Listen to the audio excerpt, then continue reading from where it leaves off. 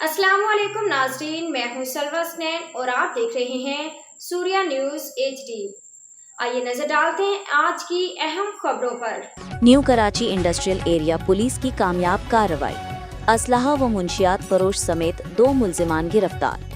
SSP central Zeeshan Shafiq Siddiqui की हिदायत पर पुलिस ने अंदरूनी रोड नज़द रहमानिया मोड़ सेक्टर 12D में कार्रवाई करते हुए इज्जत अमीर और इमदाद अली को गिरफ्तार किया।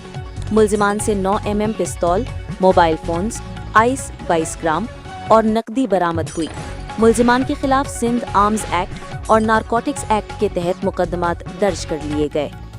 दूसरी कार्रवाई में पुलिस ने नूर मोहम्मद उर्फ शीना और बाज मोहम्मद उर्फ अब्बास को गिरफ्तार किया। मुल्जिमान से 30 बोर पिस्तौल, मुख्तलिफ कैलिबर के राउंड्स, हेरोइन 16 ग्राम, चरस 120 ग्राम, मोबाइल फोन्स और CCTV कैमरे बरामद हुए। दोनों के खिलाफ मुकदमा दर्ज करके तफ्तीश जारी है।